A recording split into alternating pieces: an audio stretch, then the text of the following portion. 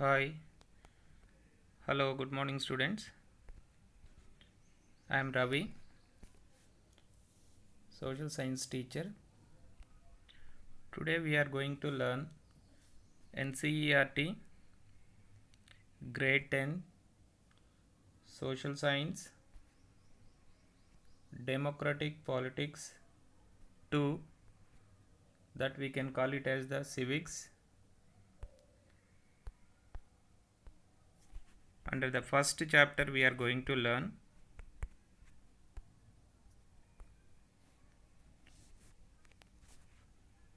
in grade 9th we learned about democratic politics part 1.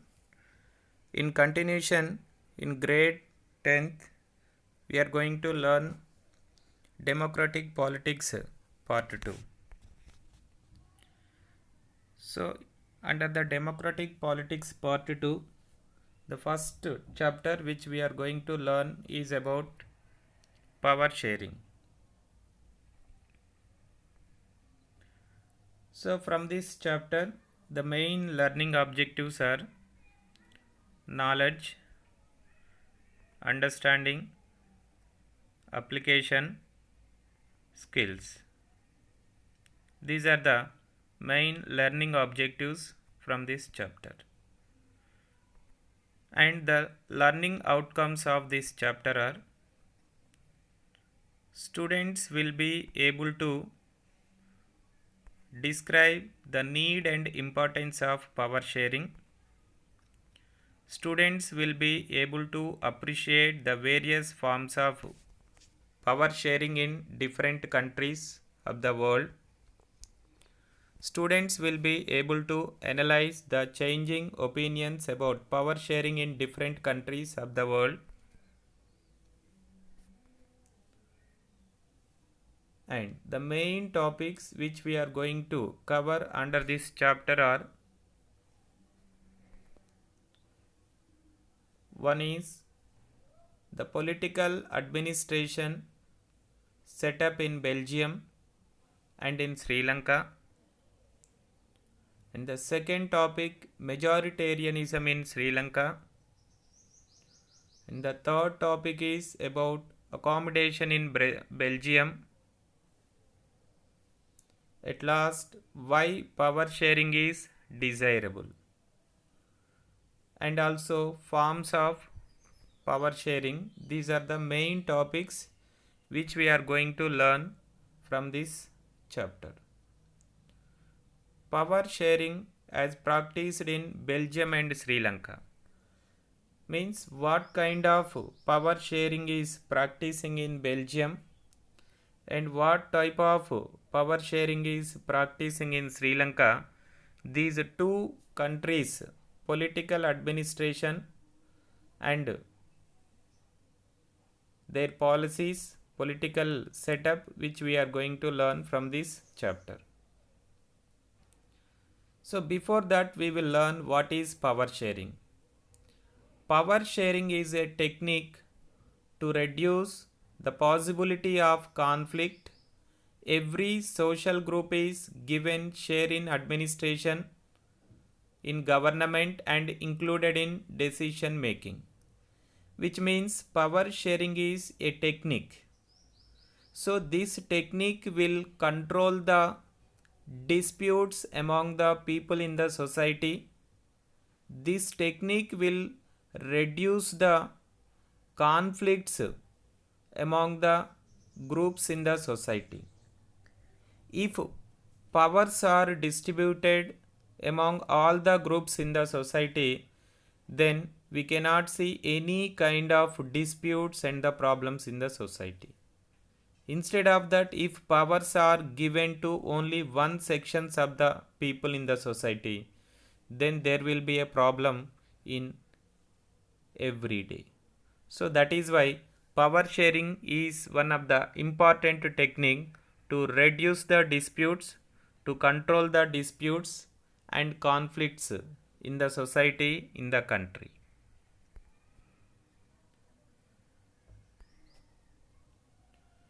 And also we are going to learn a detailed information about power sharing.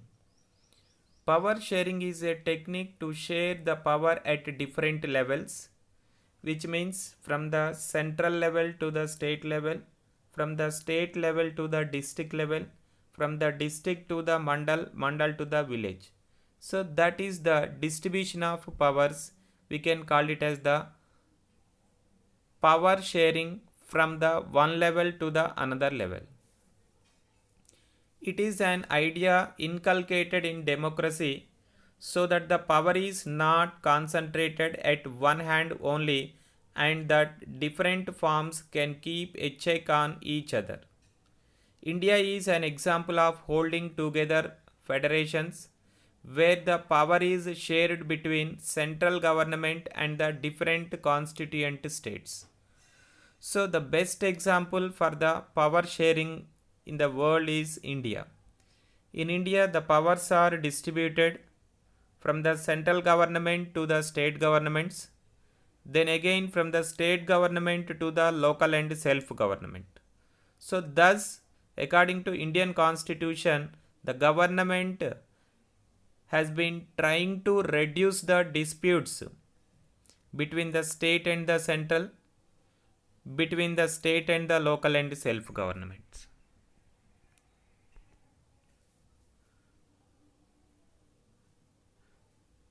Power sharing is too much desirable. It is essential in each and every country. It is essential in each and every state. It is essential in each and every level of administration. This is the reason why most of the countries have adopted power sharing. For example, our nation, India, shows different forms of power sharing. Almost all the countries in the world, all the democratic countries in the world are following the policy of power sharing.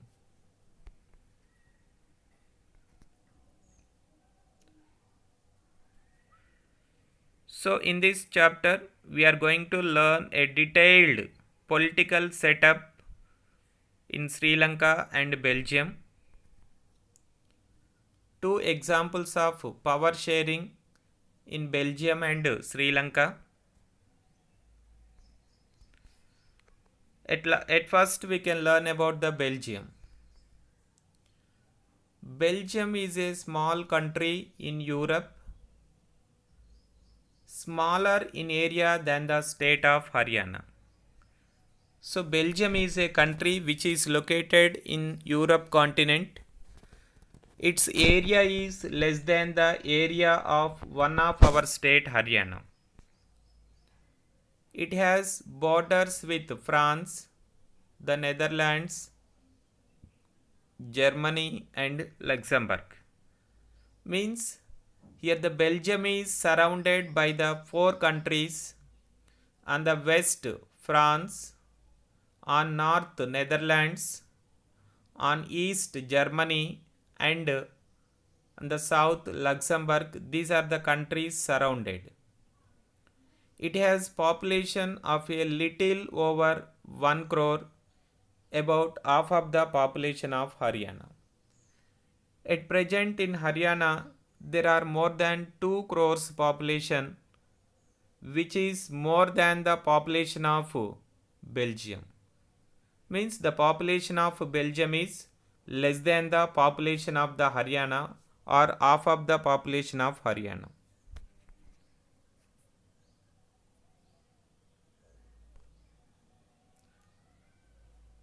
Even here also we can see the size and ethnic composition of Belgium.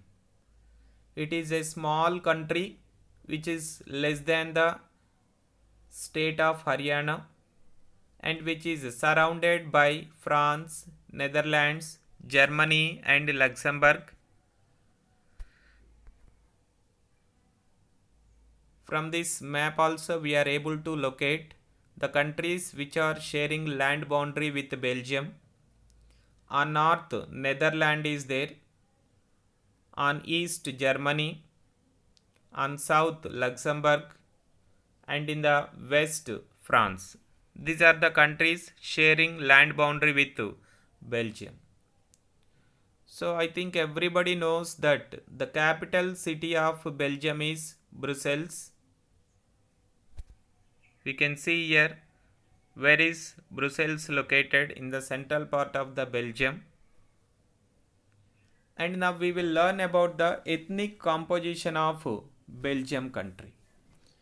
So in the total 1 crore of population, 59% of people speak Dutch and they are living in the Flemish region, and 40% of people speaking in the French and they are living in the Wallonia region, and the remaining 1% people speak German language.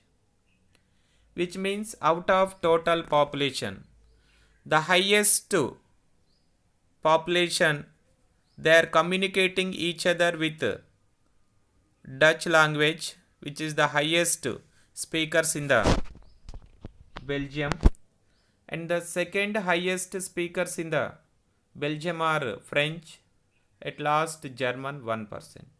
Which means we can understand that Dutch people are the speakers, are the majority people. French and Germans are the minorities in the Belgium. Here we can see the population distribution according to the speakers.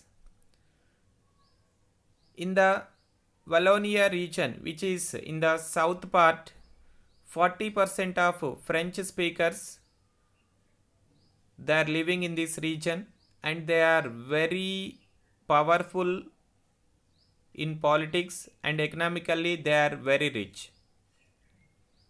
And in the north part, that is the Flemish region, 59% of the people, they are the Dutch speakers and they are not economically and politically, they are not having power. They are less than the French speakers. But whereas in the capital city of Belgium, that is Brussels, it is the composition is opposite. The highest speakers in the Brussels are the French speakers and in the minorities are the Dutch speakers. But overall, the highest percentage is the Dutch speakers and the minorities are the French and the German speakers. Capital city of Belgium has entirely different ethnic composition than the country. 80% in the capital speak French, but they are minority in the country. 20% in the capital speak Dutch, but they are majority in the country. So from this we are able to understand very clearly, in the entire country 59% are the Dutch speakers, 40% are the French speakers, 1% are the German speakers. This is the composition in the entire country. But whereas in the capital city of Belgium, that is in Brussels, 20% are the Dutch speakers, 80% are the French speakers. Which means in the entire country, Dutch speakers are the majority, remaining are minority. But whereas in the capital city, Dutch speakers are minority and French speakers are the majority.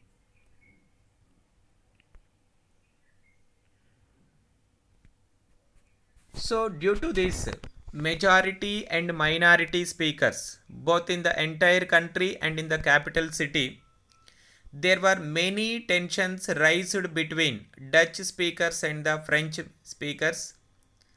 The minority French were rich and very powerful. The majority Dutch got the benefit of economic development much later. The capital Brussels represented a special problem, that is majority Dutch was in minority here. This way there were tensions between the Dutch and the French speaking population in the Belgium. Accommodation in Belgium. So to avoid these tensions, to suppress the conflicts and disputes, Belgian leaders took a different way. They recognized the existence of regional differences and cultural diversities. From 1970 to 1993, the constitution was amended, which means changed, 4 times to accommodate social and cultural diversities. Because the main motto of these Belgian leaders was to suppress, to reduce the tensions between the French speakers and the Dutch speakers. For accommodating the interests of the minority and the majority, Belgium adopted a unique system of power sharing. And at last, the leaders had decided to distribute the powers among all groups in the country. That is equal power sharing. By following this method, maximum the tensions were avoided and people were enjoying with their rights in the administration. Constitution of Belgium states that the number of Dutch and French speaking ministers shall be equal in central government, which means according to the Belgium constitution, there is a central government for the entire country, and also state level the governments also has been established. In the central government, whatever the ministries are there, that all the ministries are equally filled with from the Dutch speakers and the French speakers, which means there is a equal distribution of ministries in the central government. Many powers of central government have been given to the state government. Previously, all the powers were in the hands of central government. Then after the amendment of their constitution, even the powers are distributed from the central government to the state governments also, like in India. Brussels have a separate government in which each party have the equal representation. In the capital city, there is a separate government. The government had the equal representatives from the French speakers and the Dutch speakers. There is a third kind of government called community government, which is elected by the people belonging to one language community. So like that, in each and every level of government, there is a equality in the power sharing, and even the economically the powers, politically and economically, that constitution made equality in the entire country. Okay, now what are the advantages of this power sharing in the Belgium? Though complex, the model has worked well so far. It has avoided civic strife between the two communities. The European Union chose to have its headquarters at Brussels as power sharing was practiced successfully. So this is one of the role model for the entire world, how to avoid the conflicts, disputes among the people. By seeing this example, the remaining countries also followed the same method and maximum avoid the conflicts in internal. So this is the entire political administration.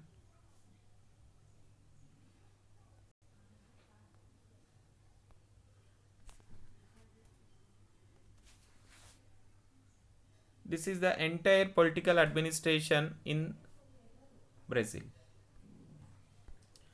Now the main advantage. Okay, now we learn about Sri Lanka. It is another case, the political setup in Sri Lanka. We know very well Sri Lanka is an island country which is located in the south part of our country, a few kilometers off the southern coast of Tamil Nadu, and the total population of this Sri Lanka is 2 crores, which is almost equal population of our Haryana state.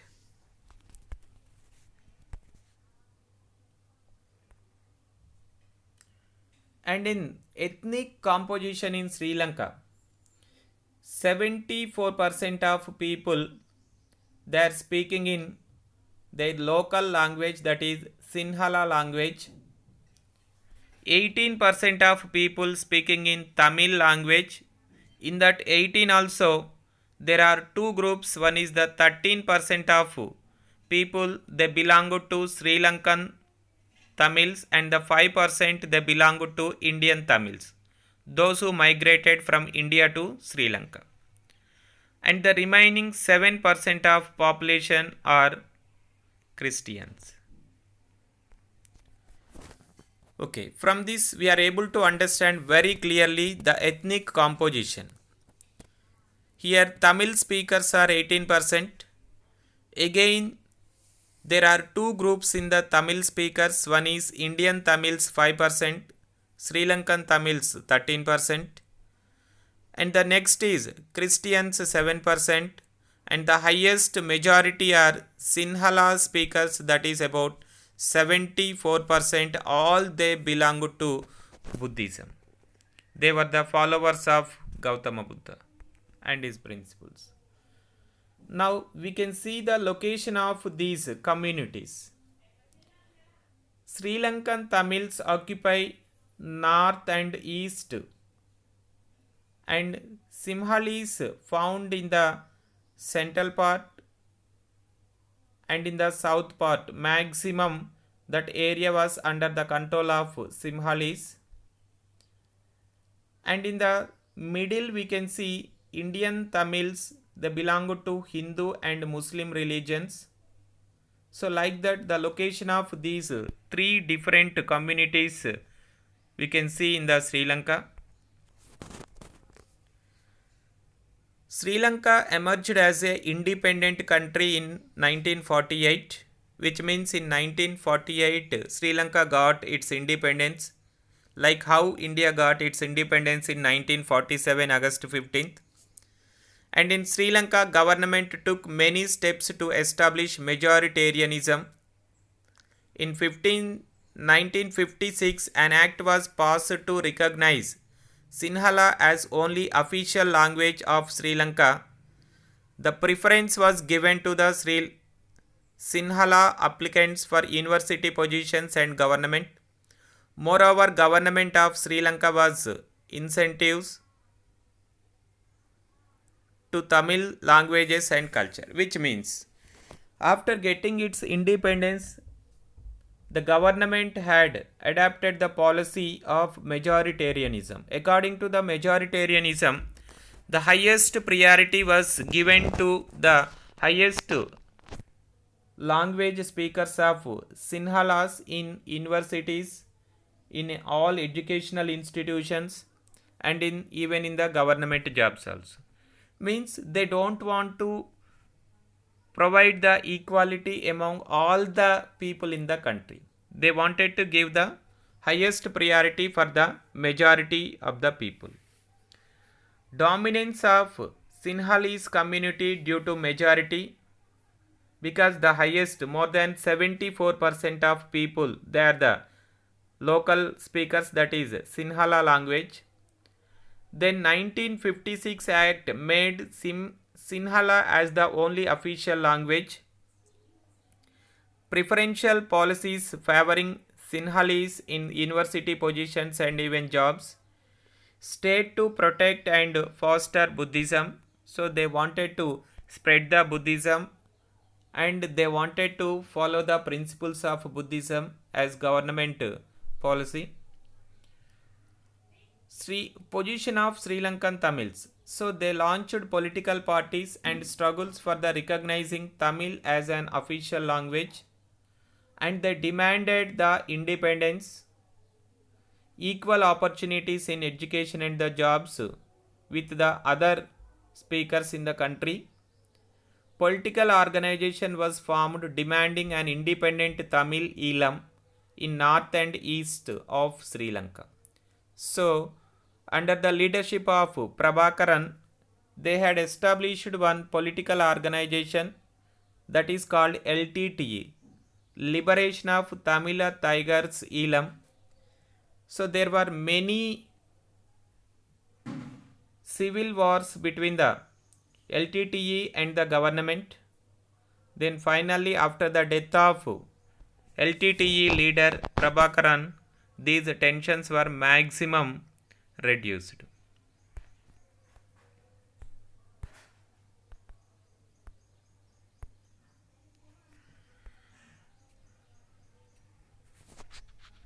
Once again, we can see the demands of minorities, especially for the Tamils.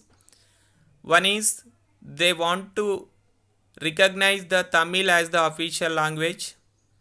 Regional autonomy means wherever they are living, for them the independent administration, that is especially they are found in the north, east and in some areas of the central part. And the third demand of this Tamils is equality of with other communities, like equal opportunities in education, equal opportunities in jobs. And they demanded at last they want a separate state for the Tamils.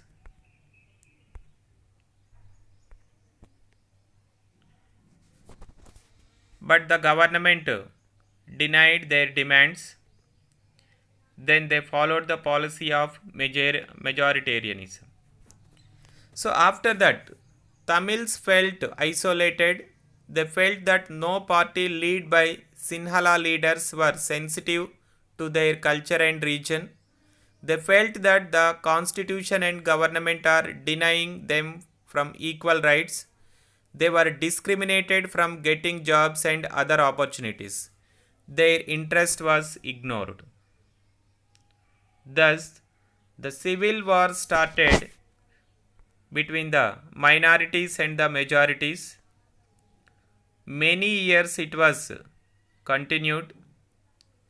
Then number of people died in the civil war from the minority side, from the majority side also.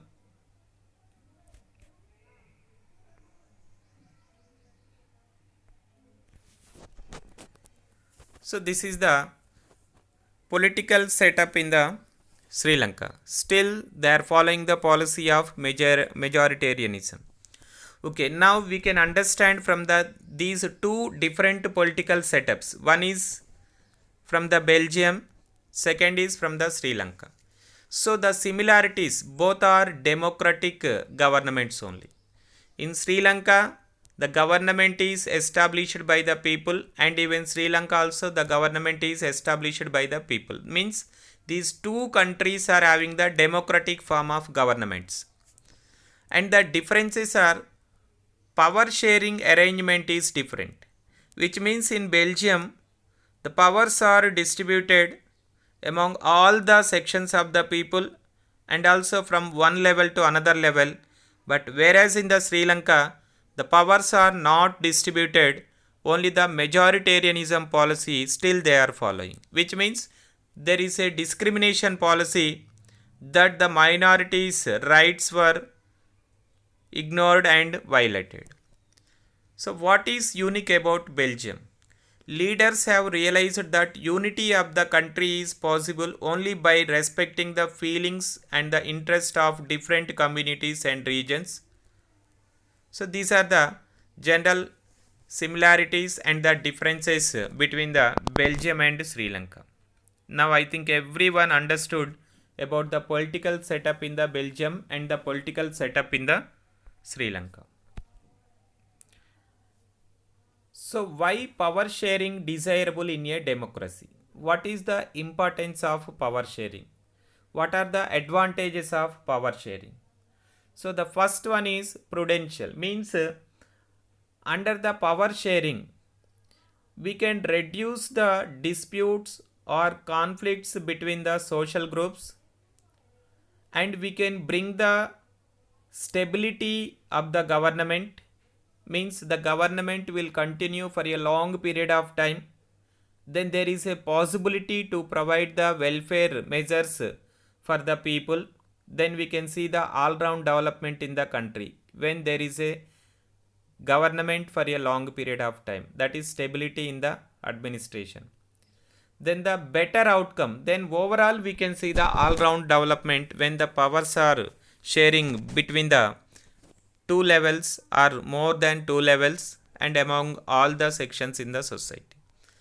And moral, it is the spirit of democracy, which means wherever the powers are distributed, it indicates that then there is a democracy. It is one of the important spirit of the democracy. People have the right to be consulted for governing practices, and power sharing is valuable. So these are the advantages of power sharing. That is why every democratic country needs to practice the power sharing policy instead of majoritarianism. Now we can learn the power sharing. Power sharing is nothing but the distribution of powers. So we can see there are two kinds of power sharings.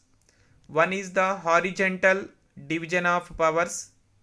Under the horizontal division of powers, the powers are distributed to legislative organ, executive organ, and judiciary organ. So the best example we can see our country in India according to Indian Constitution. In the central government there are three important organs. One is the legislative organ, executive organ, and judiciary organ. In the legislative organ, parliament is there, which consists of two houses, Lok Sabha and Rajya Sabha. And the main responsibility of the legislative organ is to make the laws. And the second executive organ, it consists of the Prime Minister and his Council of Ministers. And the main responsibility of the executive organ is to implement the laws which are made by the legislative organ. And the third organ is judiciary organ, which is the apex court in the country, that is the Supreme Court. So this distribution we can call it as the horizontal distribution of powers, which means every organ has its limited and independent powers. Legislative organ is responsible to the judiciary, that is executive organ, and executive organ is responsible to the judiciary. Like that, there are independent powers are given to the three organs under the democratic form of government, under the power sharing. Now the second type of power sharing is, here also we can see legislative organ. The main motto, the main function is making laws. Executive organ is implementing laws. Judiciary organ is resolves disputes.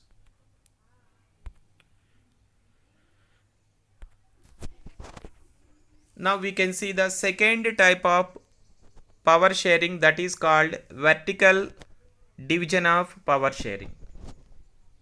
Under the vertical division of power sharing, the powers are distributed from the central government to the state governments, from the state government to the local and self governments. India is the best example for the both horizontal division of power sharing and the vertical division of power sharing. So under this vertical division of power sharing, central government has the power to make the laws which are related to the entire country. Example, defense, railways, postal, banking, currency, then external affairs. All these are the examples which are comes under the central government. Means on these issues, central government has the power to make the laws which are going to be implemented in the entire country. And the second level, state government. State government is also having the power to make its own laws and which are limited to a state, particular state. Example, law and order, then about the land issues, everything is comes under the state government. On these issues, state government has the power to make the laws and to implement in the entire state.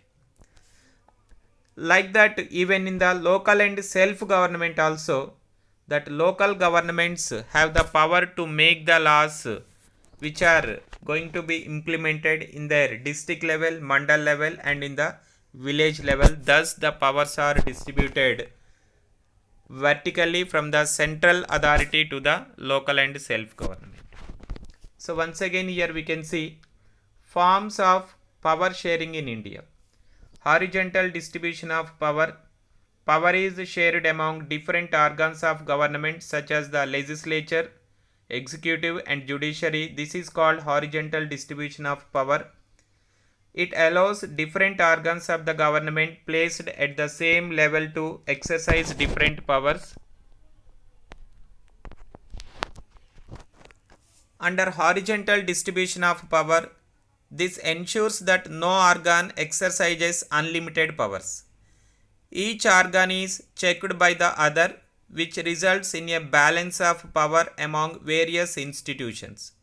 This arrangement is also called a system of checks and balances.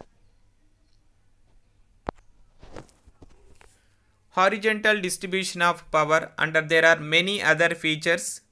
The executive enjoys official power but is answerable to the legislature. Now best example, whatever the decisions are taken by the Prime Minister and his Council of Ministers. If the decisions are against to the public, then during the parliament sessions, that opposition leaders, they are asking the government their decisions which are against to the public. So like that, that executive organ is responsible to the legislative organ, answerable to the legislative organ. The legislative organ has the right to make or amend laws, but it is answerable to the people. And whatever the laws they are making in the parliament, both in Lok Sabha and Rajya Sabha, and they are answerable to the people. And judiciary is independent and ensures that the law of the land is obeyed by legislature and executive. If any disputes arise between the executive and legislature, then the judiciary will solve the problem, and whatever the verdict is given by the judiciary, that will be followed by both the legislative organ and the executive organ. Now here we can see, according to the constitution, there are three organs: legislative organ, executive organ and judiciary organ. Under the legislative organ in India, we have two houses, Lok Sabha and Rajya Sabha, in the central level. And also we can see one more slide. We are able to understand very clearly, according to Indian constitution, in Indian government there are three organs: legislative organ, executive organ, judiciary organ. And at last, the vertical distribution of powers, that is union or the central government, state government and the local and self governments. So I think everyone understood about the power sharing, about the political setup in Belgium, then political setup in Sri Lanka, and the power sharing and its types, that are horizontal and the vertical. So this is the entire lesson of Democratic Politics Part 2 Chapter 1, that is about power sharing.